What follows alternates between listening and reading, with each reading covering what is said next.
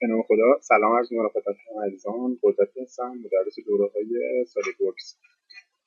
تو این جلسه آموزشی قصد داریم با استفاده از دستور شیت متال یا ورق‌کاری به طراحی این سطح بپردازیم. نمای ایزومتریک، نمای رایت، نمای فرانت و نمای فلتن پترن یا سطح گسترده‌اش رو هم مشاهده کنید. وارد محیط solidworks قسمت پارت میشه. برای شروع باید با استفاده از اسکچ نمای اولیه‌مون رو ترسیم کنیم. بر روی صفحه تاپ عمود میشم و با استفاده از دستور سنتر رکتانگل یک مستطیل ترسیم میکنم در ابعاد 200 در 100. با استفاده از دستور شیت متال یا ورقکاری با گزینه بیس بلنچ اور تب شروع به ورقکاری میکنم. خب من تو این قسمت شیت متال پارامترم رو 2 میلیمتر یا ضخامت ورقم رو به اندازه 2 میلیمتر کی فاکتور تار خنثی ورق رو قرار. خب حالا نوبت به این میرسه که ورق خودم رو از گوشه ها بهش لبه بدم. با استفاده از دستور H و انتخاب یکی از دو لب به قسمت فلنج پارامتر تو سطح هم رو انتخاب. با استفاده از دستورات یا گزینه هایی که داریم و توی دوره کاملا بهش میپردازیم، من یا قسمت فلنج نتم رو اینر ویرچوال شاپ قرار میدم به اندازه 60 میلیمتر و فلنج پوزیشنم رو هم از این متریال اوتساید قرار میدم و کارم رو اوکی. دوباره با استفاده از دستور فلنج دو لبه گوشه به اندازه 15 میلیمتر با همین گزینه ها رو بهش اضافه. تو پلین بعدی من میام از صفحه فرانتم کمک میگیرم و با ترسیم یک رکتنگل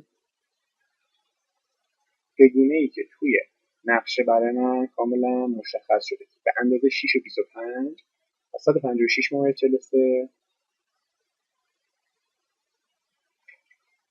فاصله ها میشه.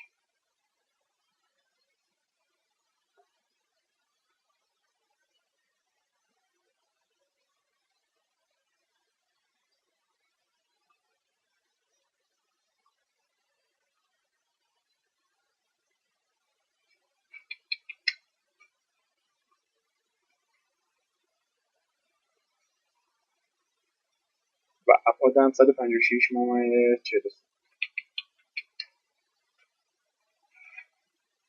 خب کافیه که با استفاده از دستور سنتر لاین مرکزها رو به هم متصل کنم و قید ورتیکال رو براش با استفاده از دستور اکسترود و از نوع شو آلبوس دو طرف سطحم رو خالی. حالا نوبت به این میرسه که سطح بالایی کارمون رو ایجاد کنیم. با استفاده از دستور ونت به سطحم عمود میشم و با ترسیم یک سیرکل به اندازه 82 میلیمتر و استفاده از آفست و ابعاد 10 میلیمتر به سمت داخل و تکرار این مرحله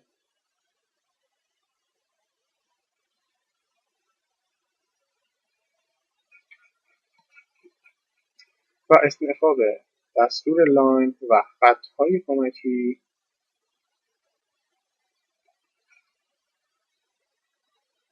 کارم رو پیش می‌برم.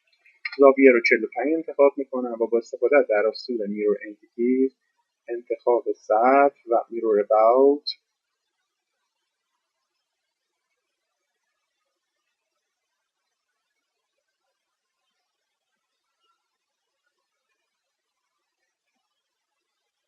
حالا که به دستور شیت متال مراجعه کنم و با انتخاب دستور ونت و قسمت باندری انتخاب بیرونی ترین حاشیه کارم و انتخاب ریپ یا خطوط متصل کننده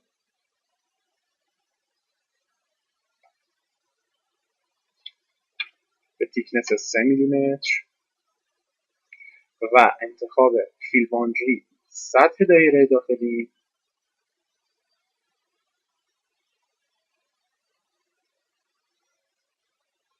ریگ آخر رو کاری میکنم تو قسمت اسپارس تمامی لاین هام رو به تیکنس 3 میلیمتر لحاظ میکنم. نکته‌ای که هستش من میخوام سطحم بسته باشه، پس از قسمت فیل باندری سطح انتهایی رو انتخاب میکنم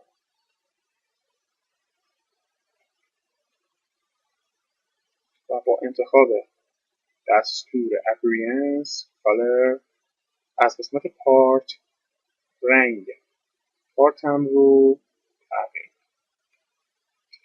امیدوارم که از دیدن این ویدیو آموزشی نهایت بهره رو برده باشید. خدایا رو نگهدار.